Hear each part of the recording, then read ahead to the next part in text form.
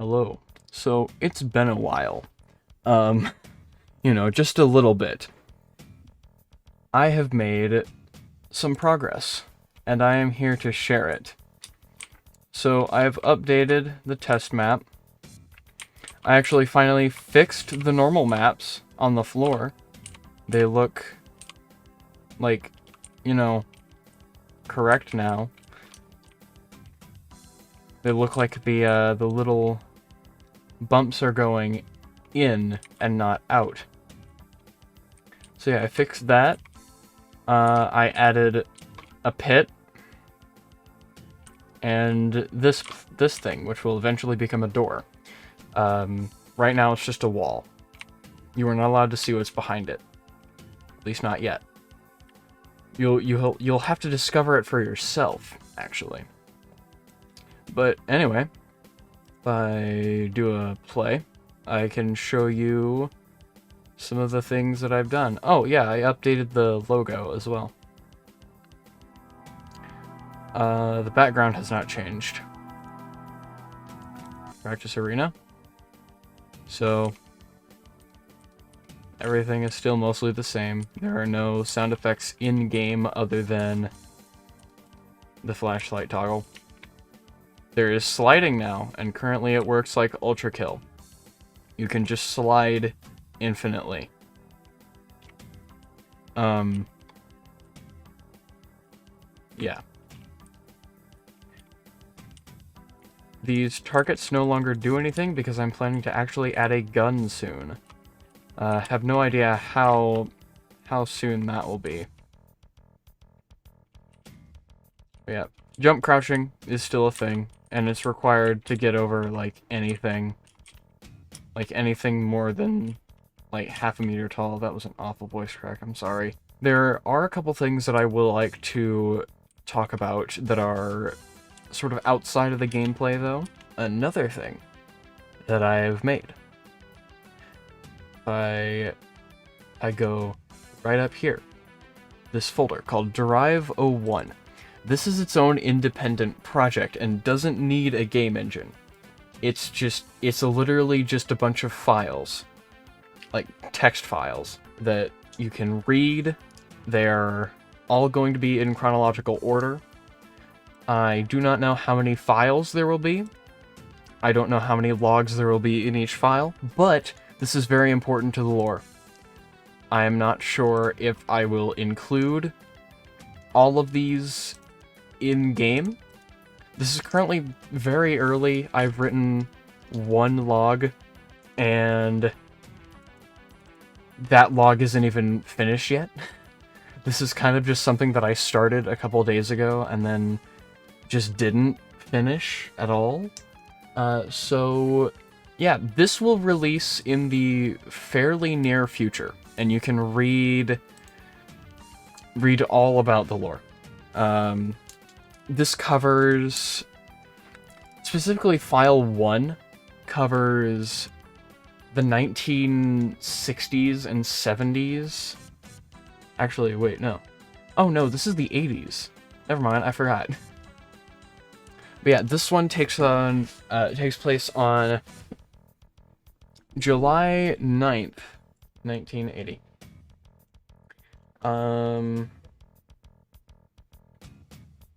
So this would be July 9th, 1980.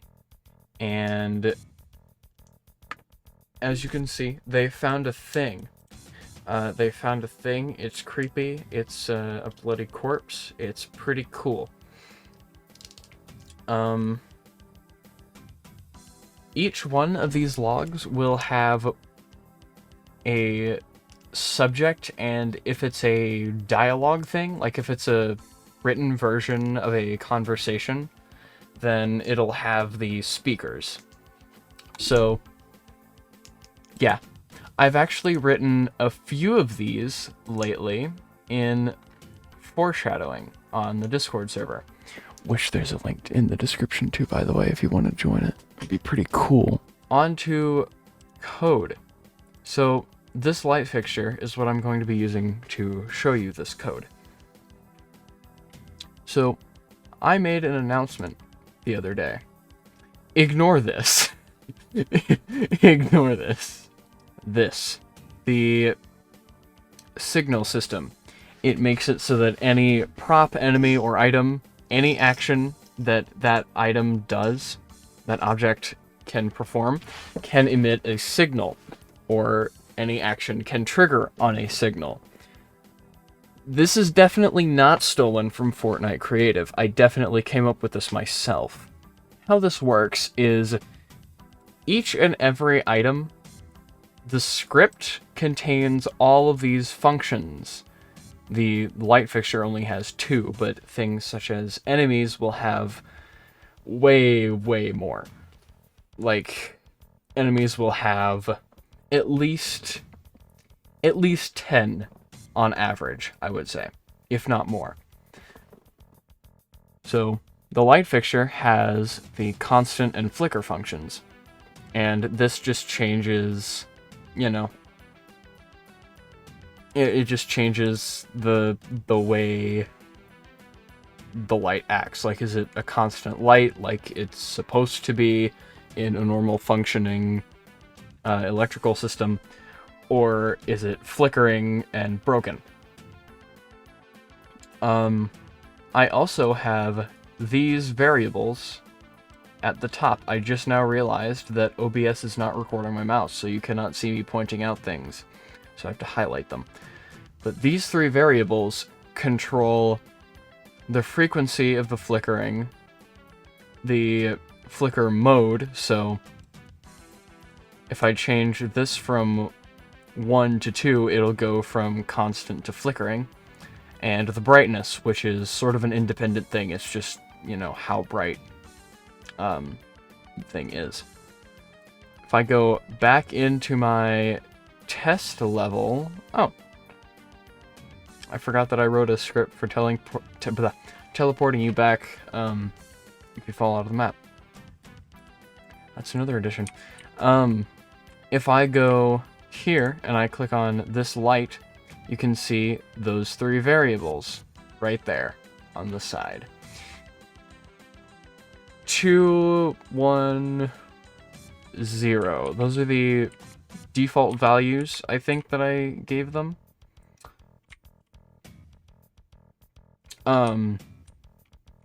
If I go to this one, though, brightness is at 1. It's supposed to be dimmer. I can't tell if it's dimmer or not, because it's in its own little dark area. And if I move this, yeah, it's just dark. So, I don't know if this one's actually darker. I can't tell. It should be.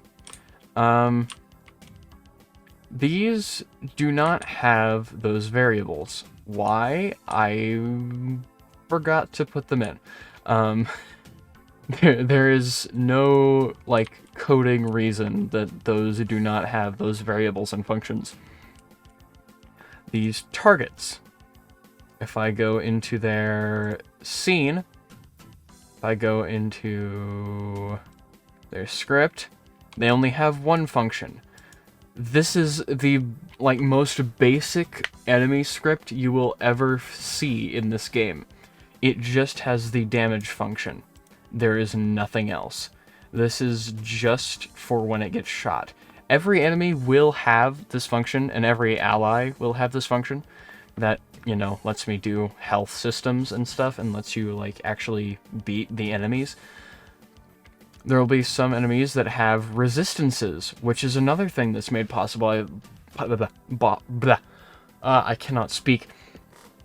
Another thing that is made possible by this system is damage types, damage resistances, damage weaknesses, just everything to do with modifiers to damage, or speed, or health. Any attribute, for that matter, can be done through this signal system.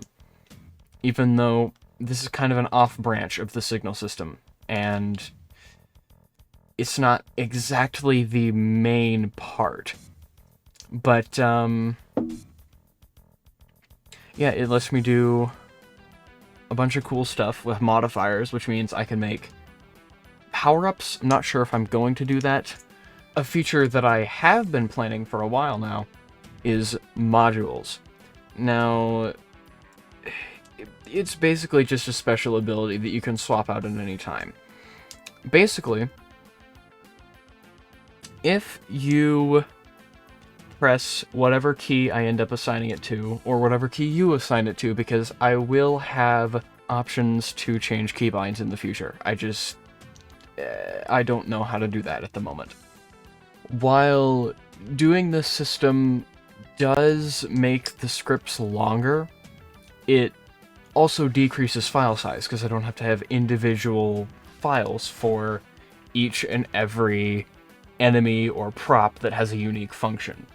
I can just have them all in one place and just call the function when I need to.